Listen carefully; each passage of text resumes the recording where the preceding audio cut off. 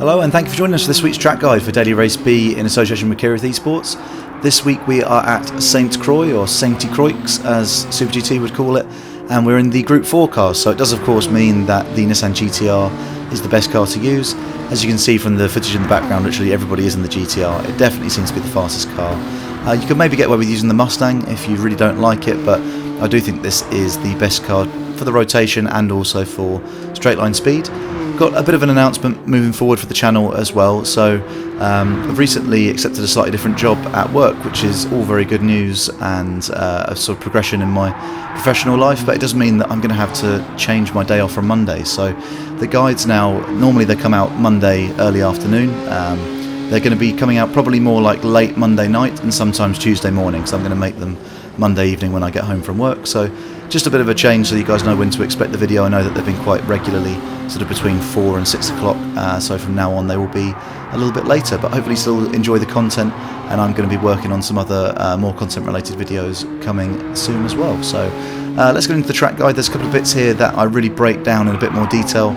I know there's some sections where you guys are going to have been definitely struggling, because I know that I do around some very technical corners, so we're going to break those down a little bit more slowly and re-go over the sector before the bridge especially. So let's get into the track guide and see how we do it. Here we go with the track guide then, and it's really important to pay attention on this track to where I'm turning in. So for some corners we're turning in quite early, and for some corners we're delaying it a little bit, so we'll point that out as we go through. Turn 1 we're braking just after the 100 board, so come out to the left here to make the most of the track limits. Down into 3rd gear, and then I'm short shifting to 4th to get on the power. Make sure your left tyres don't cross that white line on the green runoff. You don't have to use all of that green runoff as aggressively as some people do. You can still be quick without cutting it, so don't worry about getting over on that too much. For the next corner we're braking just after the 100 board again on the start of the curb, and you want to get your braking done nice and early so we can turn in and aim for this apex. And you see I'm accelerating there before I even hit the apex, so that's one of those corners where you are turning in earlier to get the speed down for this little straight section here. Next we're coming up to what I think is probably the most tricky part of this track, so we're going to break it down a couple of times. Looking here for the start of the curb and a little bit of brake, and lift off the throttle to let the car come across to the right hand side of the track, and then you can feed the accelerator in. As the steering goes straight on that slightly darker patch of tarmac, you can do another little dab of brake for 4th, and then you need to get over on the left hand side so that when you brake and go down to 3rd, you accelerate as you're coming up the hill here onto the bridge, which is really important to carry the maximum speed down that straight. So once again, little bit of brake on the start of the curb, over to the right hand side, feed the power in. As the steering goes straight, a little bit of brake on this dark patch here down to 4th, over to the left hand side, another dab of brake and into 3rd, and then accelerate up the hill as you're turning in. Notice the amount of brake I'm using is really minimal through all of there. You don't want to use too much brake or the car's just going to understeer and yeah, not make it around the corners so smoothly. Now hopefully you're tearing along the bridge, having absolutely flown through that section, and we're going to be looking out for our marshal friend in between the 150 and the 100 board. So I brake right on the marshal there, I use that for the race and for qualifying. Come out to the right hand side ever so slightly and then turn in as late as you can to get a wide entry and feed the power in, and you can use all of this track over to the right hand side. Don't be afraid to get close to the barrier there. And now once again we're going to break this section down twice.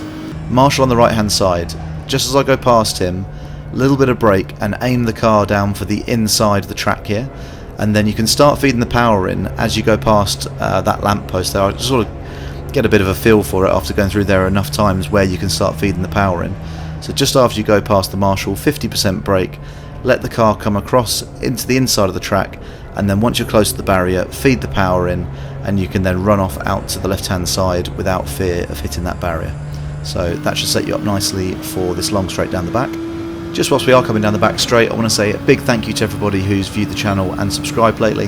We're tearing towards 1,000 subscribers, and I really appreciate all the support that you guys have shown. So if you're not subscribed already, then hit the subscribe button, like the video if you're enjoying the track guides and you want to see more.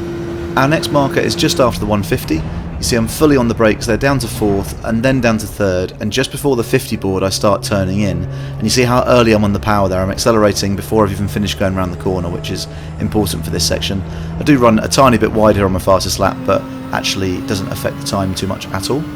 And really fast flowing section that we come through here, so we're flat out.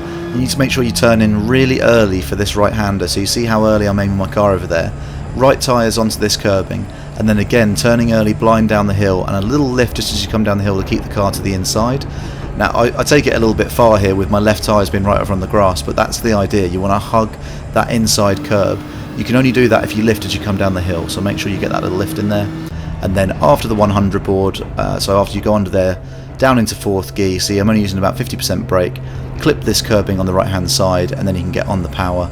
And that was my best lap, so it was actually good enough for a 2:19.8, I believe, which I was quite pleased with. I probably will be trying to get a better time on this, so sorry, 2:19.8. So no ghost at the moment, but look out for it if you are on my friends list. There might well be one a bit later in the day. So thanks for watching, do like and subscribe if you've enjoyed, and here's the lap now at full speed.